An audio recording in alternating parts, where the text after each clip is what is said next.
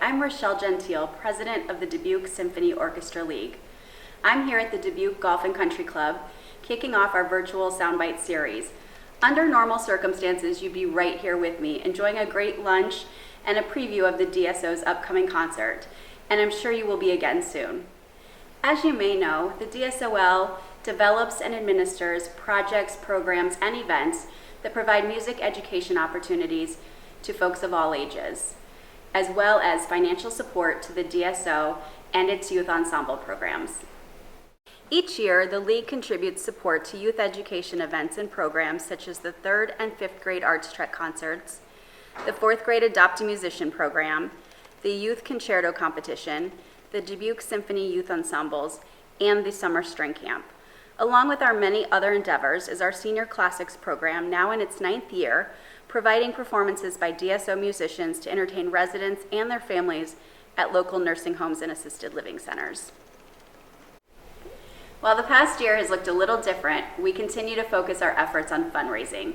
We encourage and welcome you to join us in our 54th year of supporting the DSO. Please check out the DSO's website for more information about how you can get involved. We hope to see you soon, but before I go, I'd like to introduce our esteemed music director and conductor, Dr. William Intriligator. Thank you, Rochelle, and welcome everyone. As you can see, I'm on the stage at Five Flags Theater in Dubuque, and joining me is our wonderful, longtime concertmaster, retired, but still very close friend, Caroline Curtis. Welcome. Thank you. I want to take a moment to thank all of you in the Dubuque Symphony Orchestra League for continuing your ongoing support of the Dubuque Symphony Orchestra this past year. Despite all the things that we've been through, your support of the Dubuque Symphony Orchestra is really fantastic, and we're so grateful. The Dubuque Symphony Orchestra League is just a wonderful, wonderful part of the DSO. And if those of you watching who aren't members of the league, I highly encourage you to join them. It's a fun group, and they have wonderful support for our orchestra and our educational activities. I also want to take a moment to thank our concert sponsor and guest artist sponsor, Cottingham and Butler. They've actually been our concert sponsor and guest artist sponsor of our first classics concerts for as long as I can remember. And that's really saying something. We are very grateful to Cottingham and Butler for their ongoing support. And they are your guest artist sponsor, Caroline, so that's very nice. Thank you so much. Yeah. It's great to come back and be back in the hall and to work with William. It's just a wonderful thing. It is. It's so wonderful to be with you. We've had a lot of fun preparing this Vivaldi concerto we're going to be performing together. So tell us a little bit about what you've been up to since you retired from the Dubuque Symphony Orchestra. And my goodness, I mean, you were in the DSO for like 40 years, so it's like you're still family here, you know, and I know you've been visiting Dubuque regularly because you have so many friends here, but tell us more about what's been going on with you these last years. Well, Yeah. okay. Yeah, it's been really difficult the last 2 years, or the last year with the pandemic. But after the symphony, I played with my band for a long time, and I wasn't doing any symphony work per se, but smaller ensembles and things like that. And then being Grammy to 2 little grandchildren, that Nice. my daughter's children, and and we have a lake house, so we've been fixing that up. And yeah, playing wise, just freelancing kind of things. That's great. Yeah. Wonderful. And it was wonderful to come back and play with Eleanor. Yes. With the Vivaldi, it's Vivaldi stuff. But Vivaldi is so fun and joyful, and I just feel it's a great people pleaser. So It really is. Yeah, that was a really special event where you and Eleanor played a concerto for 2 violins together with the DSO, and I can't think of another instance when that has ever happened, you know, a sort of passing of the baton with a mutual solo kind of thing. Mm-hmm. That was special. Thank you for being such, you know, a great part of the Dubuque Symphony Orchestra, even now in your retirement. And you know, it's always been a part of my life. I mean, I practically grew up here because I was probably like 19 or 20 when I first started. Right. And then I moved up through the ranks, you know, and had children and all those things. Well, so. you were telling me that when my predecessor, Nicholas Palmer, was having kids, you were having kids, and the 2 of you were, you know, kind of sharing that experience together. You were both young people, young, you know, parents with, you know, really young newborns and stuff. That's so special. Right. Yeah. Yeah. And yeah, it's been a long journey and a wonderful, wonderful journey. I do feel like Dubuque is my second home, and I have made friends here, and it's such a great community. I feel when you talk to so many musicians, you know, we go in, we play the gig, and you go home, and here it's really so encompassing. The people are so supportive and personal, and you do feel like you have a connection, and that even makes it more special. It's so true. Yeah. Well, and then we have a special bond. I mean, I just feel so lucky to have had the opportunity to work with you for so long. And, you know, that's just, the orchestra has evolved, and you've been such a wonderful leader. I mean, like you said, you went up through the ranks and you were concertmaster for over 20 years, which is amazing. And, you know, it's just, it's wonderful that we can bring you back like this and, you know, honor that incredible service that you've done for us. Well, thanks, and it's been a great journey with you. I think we have a great musical connection, you know, and I think that to me makes it really special too. Yeah, I love the way you really feel the music all the time. That's inspiring to me. It really is, yeah. Thanks. So tell our audiences how this project about the Vivaldi Concerto for violin, oboe, and strings came about. Well, you know, periodically, like after I played with Eleanor, which was, you know, through Bob Byrne and Cindy Byrne, that they sponsored that. And after that, you know, you had said several times throughout, when I'd see you, you know, because I would come to the symphony because I love to support the symphony. I love to listen to it. It's fun to be on the other side. Yeah, you come to our concerts sometimes. Yeah, I know so a lot great. of people say, oh, don't you feel strange? You go, absolutely not. Yeah. Music is music. You can enjoy it in every aspect, you know. Yeah. But yeah, you had mentioned a couple times, you know, we'll have to have you come back as a soloist. And I thought, well, after the third time, I thought, well, maybe he's kind of serious, you know. So I proposed to you that I thought about it, and I'm like, you know, I don't need to play a solo. I don't want it to be about me. It's more about being part of the family. And I thought, wow, you know, I don't think William has ever played his oboe here. And I remember you telling me you had played a solo in Cheyenne. Yeah, that's true. And I know he comes from high standards and great musicality of where you played as an oboist. Oh yeah. Well, back in my day, I was a pretty good oboe player. Oh yeah. But the festival just different things. Oh, I know. But it was high end. Okay, it wasn't like But yeah, so I mean, it's true that in the last few years, I've been getting my oboe out more and more, and I've been doing some little concertos and other chamber music with my other orchestra in Wyoming, the Cheyenne Symphony. And maybe you had heard about that, or we had talked about that when we were having coffee or something. But, you know, I've been reluctant. This is my 21st year as music director of the Dubuque Symphony Orchestra, and I've never put myself as a soloist on the Classics series. I have performed, it was years ago, but I have performed when we had a chamber series in Turner Hall at Galena. I don't know if you remember that. Oh, yeah. Yeah. We did I think we did the Mozart Oboe Quartet together one time, and then another time we did an Albinoni concerto for two oboes with Heather and me. So that was nice, but that was a long time ago, but never on the Classics series. I've been, you know, trying to avoid putting myself in that position. When I thought about that, I'm like, oh, that would be really cool. And I started to look at repertoire, and of course there's a Bach duet for violin and oboe, and it's lengthy and it's more involved. And it's ironic how all this has played out with the pandemic. Yes. Because then I looked and I found the Vivaldi. And I thought, oh, it's bright, it's lovely, it seems nice, it's not too involved. I'm in Chicago area and you're here for rehearsal's sake and getting it together. And when you said, well, you know, I had to kind of talk him into it a little bit, but I'm glad I did. Yeah. And look how it turned out, because it's such a small group. We're able to... That's true, yeah, because we're having to still do social distancing. You can see that Caroline and I are purposely 6 feet apart now, and we debated about whether we should be wearing masks for this video, because we were wearing masks just moments ago, but we spread out enough that we decided we'd be safe this way. But the orchestra will be very spread out on stage, so there won't be a very large ensemble that we just simply can't fit more on the stage. So you're right, this piece worked perfectly for that, because it works really well with a small group. Mm-hmm. Yeah.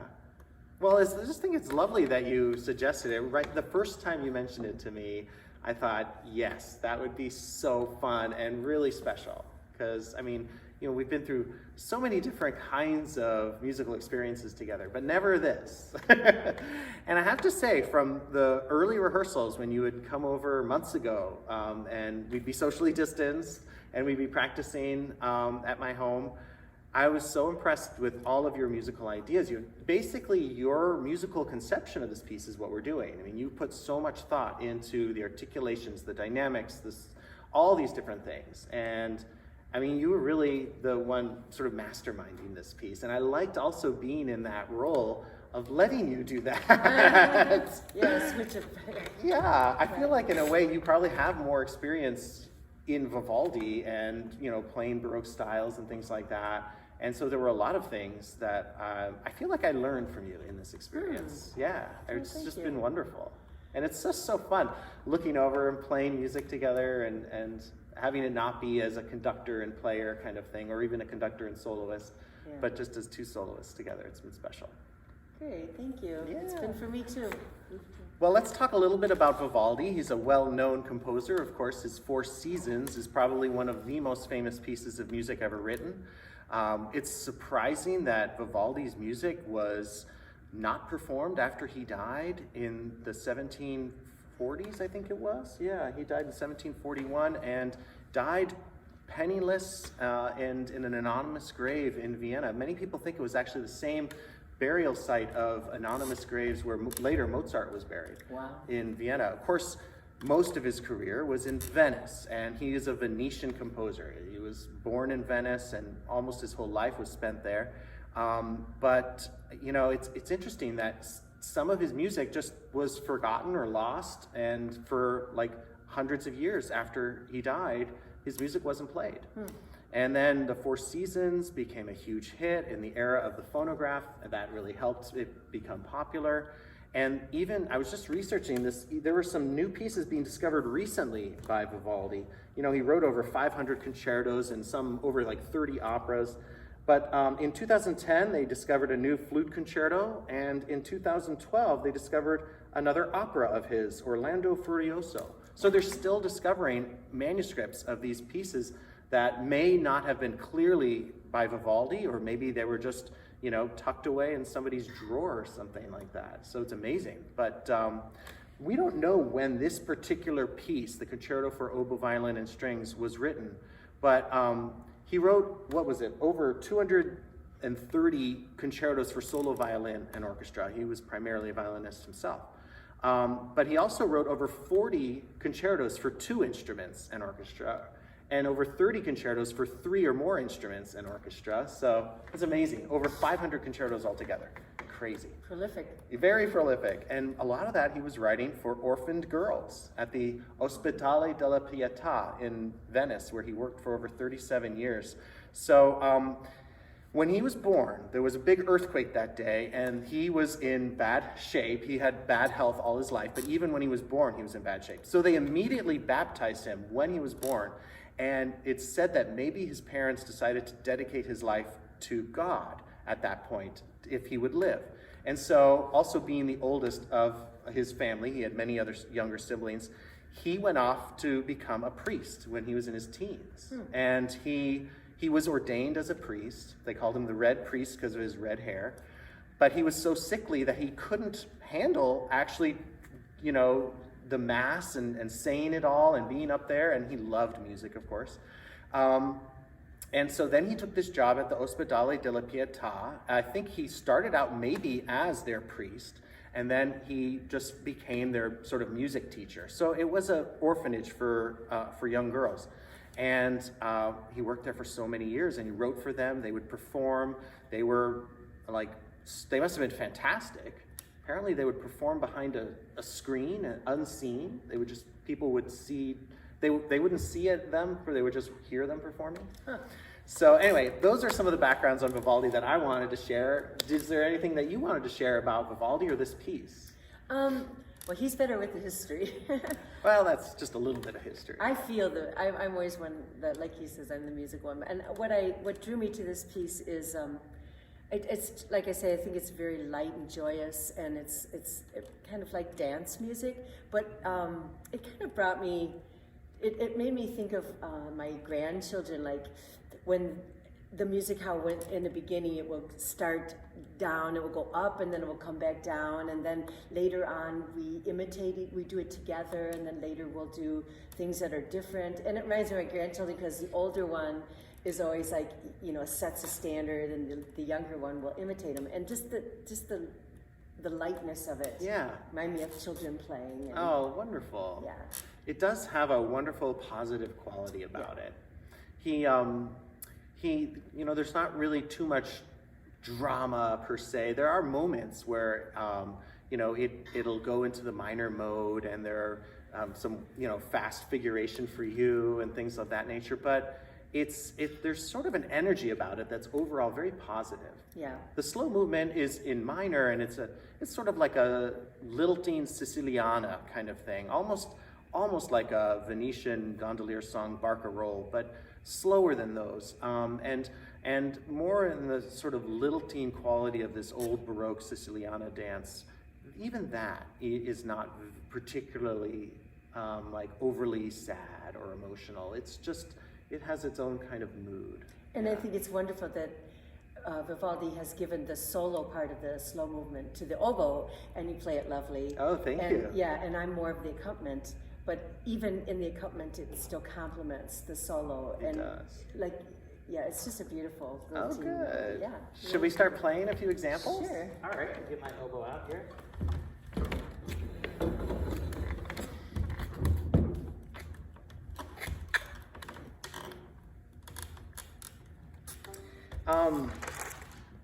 Is there anything special that you wanted to tell folks about your instrument or your bow, or anything about what you're playing on?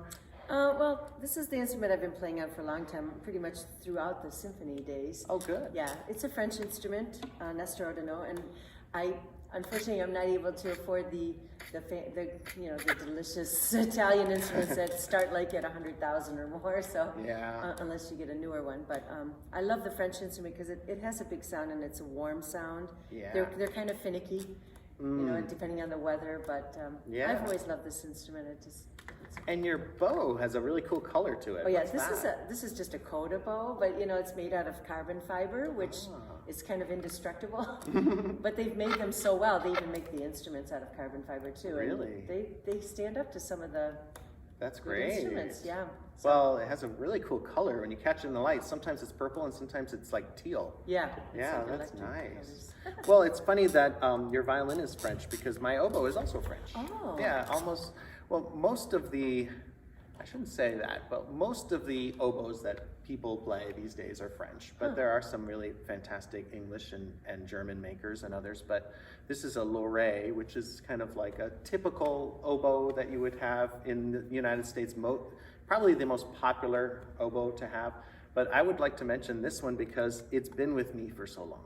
This is the oboe that my dad got for me when I was in 10th grade. This is the actual instrument. It's the same one. And it's served me so well. For all these years, it's like a dear friend, it's so funny. You grow attached to these things. Absolutely. And even though, of course, I've been focusing more on conducting for decades now, I still regularly get it out and go on school visits and play it for kids in schools, or sometimes do chamber music and things. So it's nice. Yeah. Should we play a little bit at the beginning? Sure.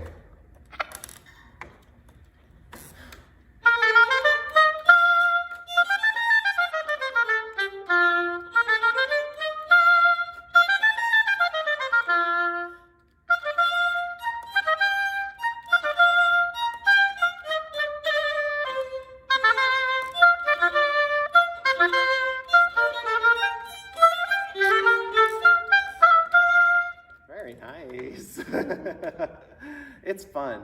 There's a quality to this piece which is sort of interesting, which is that ba-ba-ba, ba-ba-ba. It keeps going back to that. And for me personally, I'm curious to know what you think of it, because for me, I think, maybe Vivaldi had this association with an oboe in the Baroque era, sometimes the oboes and the trumpets were sort of associated. Like in many scores, they'll be playing literally the same part if there are oboes and trumpets in an orchestral setting or in sacred music and things like that. And so there is a kind of a quality to an oboe that has a sort of stentorian, martial-like, trumpet-like quality, especially maybe the Baroque oboes were viewed that way. So for me personally, I kind of think that Vivaldi is tapping into that kind of trumpet-like quality with that da-da-da, da-da-da. It's like a martial quality, almost like a rat-tat-tat. Yeah. Some kind of quality. But overall, the piece doesn't have a martial flavor. It's more folk, pastoral kind of quality, which is also, pastoral is also associated with oboe too. But what do you think about that da-da-da, da-da-da? Yeah. I don't know, I look at it more as like like a flourish, and it's just the lightness of it. Yeah. But you're right, it does have that type of rhythm. He does bring that in many times. Yeah, it's Yes. like a recurring thing that keeps coming up. Right, but then sometimes he'll switch it up, you know? Yeah. Like da-da-da, da-da-da. And he has that too, but there is another one where it goes, no, you're right, it even goes in the melodic section. Dun, da-da-da. Maybe we should try that one part. Yeah, let's do that. That's a good example of how we play, sometimes we'll pass off the music. You know, how we just played an example where we're playing together, which often we will be playing together as soloists. Right. And sometimes with the full group, and sometimes just us and a small continuo group. But then sometimes we pass things off like this. Oops, hold on a second.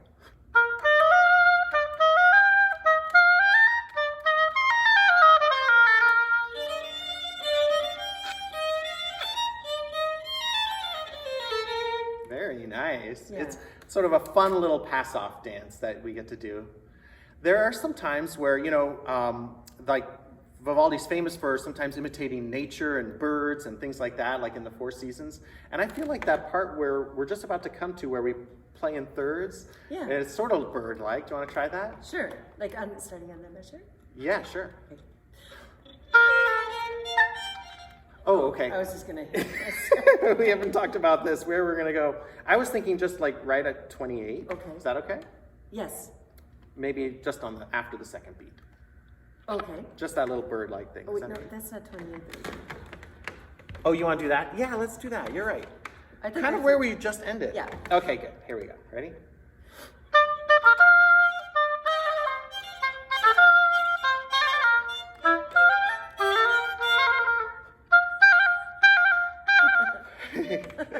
Yeah, we haven't talked about which parts we're playing, and we both need our reading glasses to really read these tiny little measure numbers.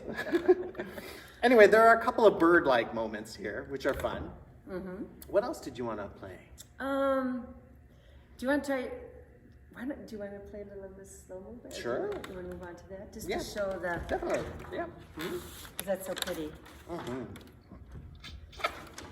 Again, this is the one that I characterized it as a Siciliana. It's just a slow, lilting kind of dance. Right, and I like that there's the variety of, you know, your first movement is a little bit more boisterous, and it's speaking, and then that we play together in the orchestra is part of us, and then the slow movement is a little slower. It's just the two of us with the harpsichord. Correct? Yeah, it's just 4 people all together. The 2 of us, harpsichord and 1 solo cello. Yeah. And then the rest of the group comes back in the third movement. Right, Yeah. and that's really fun too. Yeah. Okay. All right, here it is.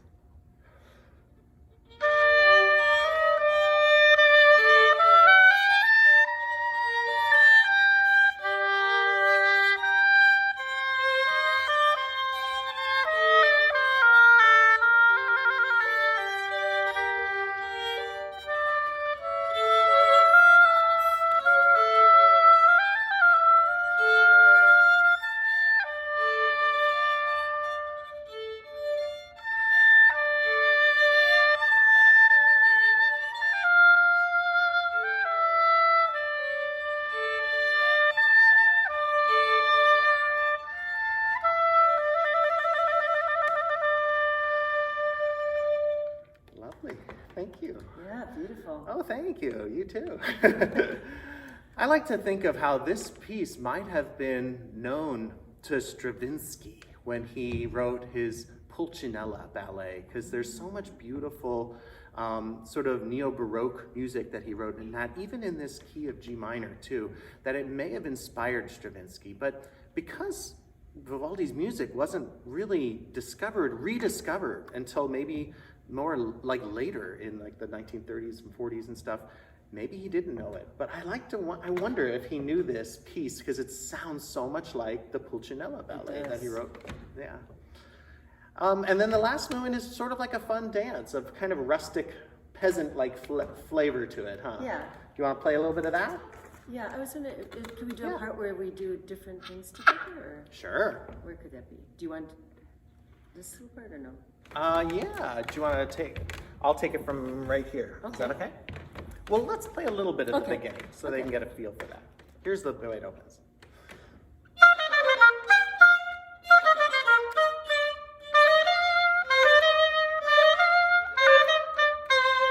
Yeah, that's good. So we've got a fun lilting dance. And then, then there's some wild stuff that happens. And I'm going to get my music out for real for this one. I don't want to mess this up. He sometimes writes really fast parts for the instrumentalists, which is fun. All right.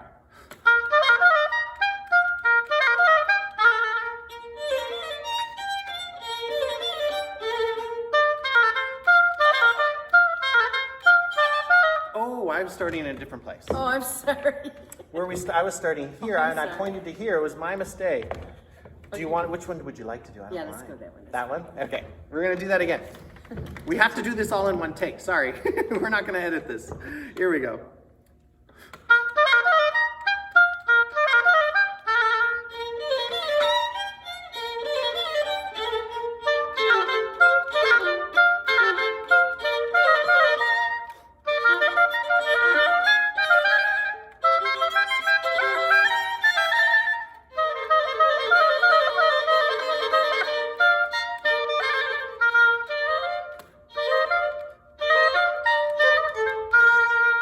Lovely, thank you. That's not easy for oboe. Oh, it's not easy for violin either. It lays better for violin than... Well, one of the hard That's things is excellent. that he rarely gives a break for the oboe player to really catch their breath and take a break. So the hardest thing for me in this piece isn't necessarily some of the fast things, which are kind of tricky. Like you're right, that which sounds, by the way, strangely like a Rossini aria from like 100 years later. Yeah. You know, doesn't it? But some of that stuff is tricky. But overall, for me in this piece, the hardest thing is just managing my breath. There's like so few places to breathe. And an oboe is sort of different than other wind instruments. After you take a deep breath and you play for a while and you're out of breath, you actually need to let out some air before you breathe in. So one of the things you might notice is that there are times where I will be sort of out of breath, and instead of taking a breath, I will breathe out and then play a little bit just sort of on fumes, like when you're at the bottom of your gas tank, and then take a breath later. And that's what I have to do, is that just to manage things a little bit. It's tricky with an oboe. And but do you store it like in your diaphragm? Don't you have to keep a lot of it because it's a slow... yeah, you need to have a lot of support for the air for it to speak, and that's a whole other thing too. But yeah, so it's hard to describe. Try to figure out when I breathe out after I'm out of breath, where's that air coming from? Why can't I use that air? Somehow that's just a weird oboe thing. Yeah. It's just a quirk Hard of oboe instrument. playing. Well, it's a Oh, yeah, fun you're instrument. getting... Not compared to violin. I think No. violin is way harder. Just to get that, I tried it in college, and just to get the air going through that teeny little aperture, the little opening there, it was like, oh yeah, that's hard. The reeds are the bane of every oboe player's existence. So when you do get a good one, it's just great. Right, I've heard that. I've got a couple of them, but this super cold weather that we've been having has been hard on my reeds. You know, we've been waking up and it's been negative 25 with wind chill. It's like, obviously I don't bring my oboe outside, but even with that, it's just, you know, it gets very dry in the winters. It's very, very dry on the stage here at Five Flags, so that adds a whole nother element to it. The reeds are super sensitive because it's such delicate little wood up here. Right. So they dry out quickly, and then if the weather changes or heats up or cools down, even if my oboe stays inside the house and stays at a relative same temperature, it changes the reeds somehow. Wow. It's like they know the weather is changed, and it's weird. Huh. So yeah, that's a whole thing. I tried to get the oboe player from the Cheyenne Symphony to make me some reeds, and she's like, well, here in Cheyenne, we're at like 7,000 feet elevation, and in Dubuque, where you're gonna play this Vivaldi concerto, you're almost at sea level, and so my reeds just won't work down there at all. So yeah, Interesting. she wouldn't. Wow. Yeah, it's so interesting. So I don't know. Some people think of there's all these little things, but the oboe reed is a very, very delicate little thing. I know, I've known bassoonists and oboists, and that's all they do their whole time. What are you doing? Making reeds? Yeah, it's too bad you don't get to practice your instrument as much as you actually make your reeds every day. Right. Yeah, it was. Truth be told, one of the reasons why conducting was attractive to me. I don't blame you. I would have loved to keep playing oboe, but I couldn't see myself making reeds the rest of my life. Boy, whew. Yeah. So Crazy. this has been so much fun, Caroline. Thank It's you. such a pleasure to do this with you, to be with you, to make music together. And I love that you're just still such an important part of the Dubuque Symphony Orchestra family. And thank you for not being a stranger, staying in touch, and we'll have to figure out more ways to feature you in the future. Maybe on a rock concert Yeah, in the hey. future. Better do it soon. I'm not getting any younger. Oh, you. But thank you so much for having me, and it's always, like I said, it's a pleasure. I'm thrilled that we're still close and friends, and to be able to still continue to play with the orchestra and with you is excellent. It's really fun. It's such a... And thanks to everyone in the community that supports the orchestra. Oh, To yeah. me, it's such a viable force in this community.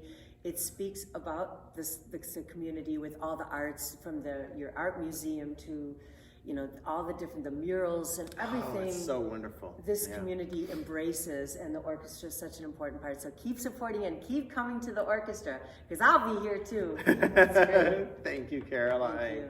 Thank you all for tuning in. I hope that this has been fun and informative, and we hope to see you at these concerts. Remember, for this one, we have 3 performances. Saturday, let's see, that would be the 20th, I think, February 20th, and we have 2 performances that day, 2 p.m. and 7:30 p.m. And then Sunday, February 21st at 2 p.m. There won't be any other pre-concert lectures. They're all as videos like this. And once again, I want to thank our friends at the Dubuque Symphony Orchestra League for everything they do. And another shout out to Conningham and Butler for their incredible support as our concert and guest artist sponsors. Take care and see you at the concerts.